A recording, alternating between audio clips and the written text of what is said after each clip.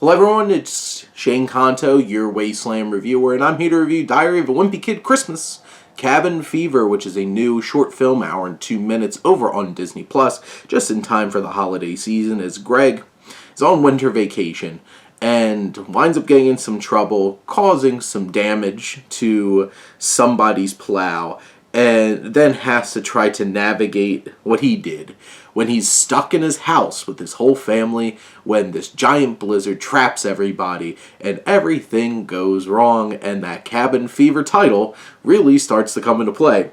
And Luke Cormican, who does the directing for this particular film, I think really did a good job of building up some serious tension in the isolated in the home elements of this story. And Jeff Kinney, who wrote the screenplay, wrote these books, so this is very authentic in terms of the book. I think Wesley Kimmel, who plays Greg in this, I think does a really fine job anchoring this film, and, you know, Greg's a relatable kid.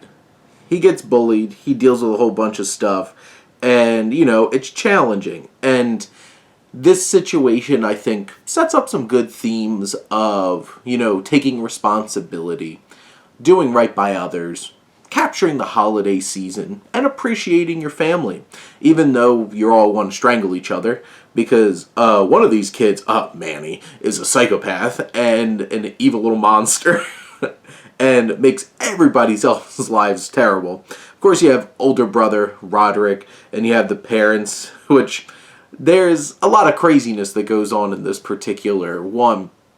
But I do think that this new entry, it's an hour.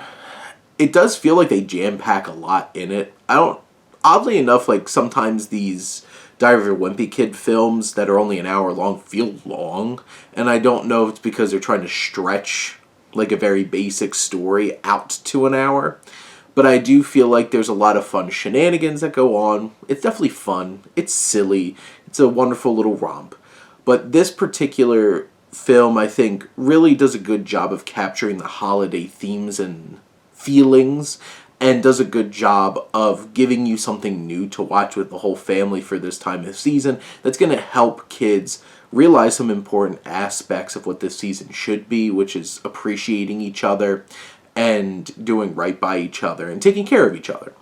And in the end, I do think that, you know, it does lean heavily into, like, this lower brow humor and stuff like that. And I do have to say, the animation in this is grotesque. This is terrifying, and I buried the lead here. They need to do these in 2D animation, because the 3D animation of these specials is so creepy. And then they'll do, like, cutaways to actual 2D animation, and they look great. And it's just like, why don't you just do that? I know, it's like, oh, we have 3D, you have to do 3D. No, you don't. Especially when it looks like that. These characters look terrifying in 3D. Terrifying.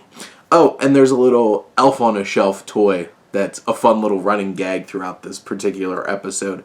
But in general, it's a fun time for the whole family. It's only an hour. Enjoy it.